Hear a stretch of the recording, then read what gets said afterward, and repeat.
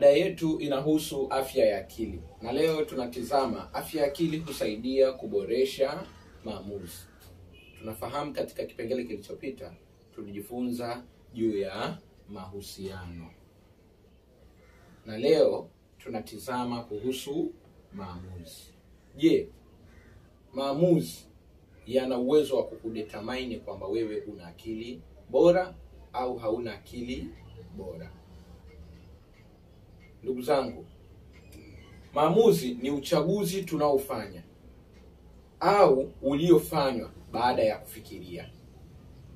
Ni uchaguzi tunaoufanya au uliofanywa baada ya kufikiria, ambapo hii ni hatua inayochukua ili uweze kuamua ufanye nini, usifanye nini, au uende wapi ili kuimarisha maisha ambayo unayapitia kila siku.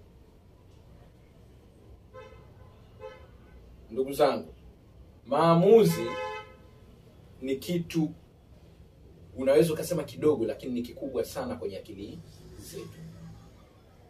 Unaweza ukafanya maamuzi yaliyo sahihi na unaweza ukafanya maamuzi yasiyo sahihi. Mtu mwenye akili bora huwa na uwezo wa kufahamu, je, hili jambo lililotokea au hili jambo linalotaka kutokea nifanye maamuzi gani? Kile kitendo cha kufanya maamuzi mazuri inaashiria una afya bora ya akili. Lakini kitendo cha kuto kufanya maamuzi ambayo si sahihi kwa wakati huo, hilo ni tatizo la afya ya akili.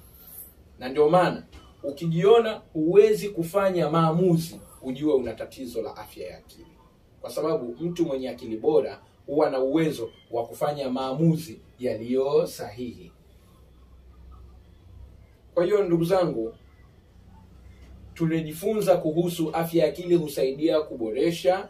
Tumejifunza kipengele cha kwanza ambacho ni ubora wa kazi. Tumejifunza namba 2 mahusiano. Tumejifunza namba 3 maamuzi.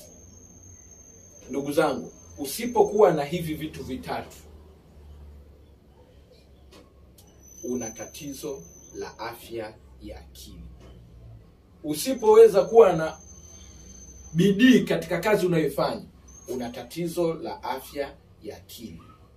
Usipokuwa na mahusiano yenye tija katika maisha yako, ujue una tatizo la afya ya akili.